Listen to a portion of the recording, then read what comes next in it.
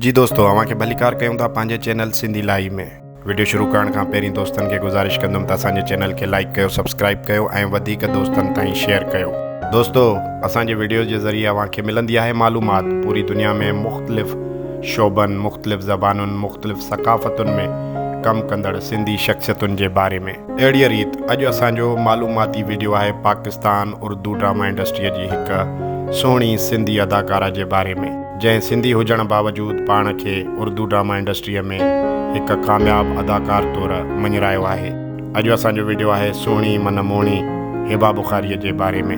हिबा बुख़ारी जेका मशहूरु आहे हम टीवीअ जे ड्रामे थोड़ी सी वफ़ा में सीमल जे किरदार सां। उन ई ड्रामे जे करे हिन हम TV award for best soap actress जो एवॉर्ड माणियो। उन खां अलावा हिन ड्रामे दीवानगी, फितूर, इंतिहाई इश्क ऐं मेरे हमनशीन में लीडिंग रोल अदा कया आहिनि। हिबा बुख़ारीअ जो जनमु 29 जून 1993 में सिंध जे शहर कराचीअ में हिकु सिंधी ख़ानदान में थियो। हिबा बुख़ारीअ जो मुकमल नालो हिबा कादिर बुख़ारी आहे। हिबा बुख़ारी पंहिंजी इब्तिदाई तालीम जिन्ना गवर्नमेंट कॉलेज नाज़िमाबाद मां हासिलु कई। हिबा बुख़ारी जंहिंजो तालुक़ु हिकु सिंधी फैमिली सां आहे, उन पंहिंजे फ़नी सफ़र जी शुरूआति 2015 में ड्रामा तेरी मेरी जोड़ीअ में हिकु किरदार सां कई। अहिड़ीअ रीति हिबा बुख़ारीअ जो सफ़र जारी रहियो ऐं हुन लॻभॻि 17 खां मथे ड्रामनि में कमु कयो ऐं 7 टेलीफिल्मुनि में कमु करे चुकी आहे।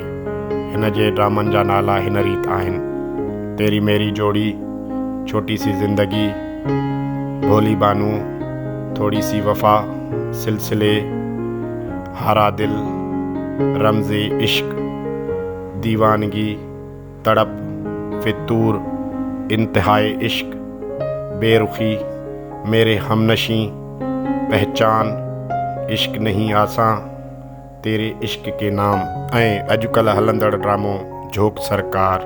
दोस्तों, ड्रामनि खां अलावा हिबा बुख़ारीअ जे कयल टेलीफिल्मुनि ऐं प्रोग्रामनि जा नाला हिन रीति आहिनि: ये इश्क है, लो पकड़े गए, जीवे पाकिस्तान, बोल नाइट्स विद एहसन खान, चाहत, ज़ोया ने हाँ कर दी ऐं ड्रीम विला की कंफ्यूज्ड लव स्टोरीअ जहिड़ी टेलीफिल्मुनि ऐं शोज़ में कमु कयो आहे। पंहिंजे बहितरीनु कम जे लाइ हिबा बुख़ारीअ खे मुख़्तलिफ़ एवॉर्ड पिणु मिलिया आहिनि, जहिड़ोकि 2018 में हम award for best soap actress, उन खां पोइ 2021 में Lux style award for best TV actress viewers choice, उन खां पोइ 2021 में Pakistan international screen award for best TV actress most popular जहिड़ा एवॉर्ड माणिया आहिनि। जी दोस्तों, त हीअ हुई मालूमात सिंध धरतीअ सां तालुक़ु रखंदड़ उर्दू ड्रामनि जी अदाकारा हिबा बुख़ारी जे बारे में। उमेद कयूं था असांजो वीडियो अव्हांखे पसंदि आयो हूंदो। दोस्तनि खे गुज़ारिश कंदुमि त असांजे चैनल खे लाइक कयो, सब्सक्राइब कयो ऐं वधीक दोस्तनि ताईं शेयर कयो।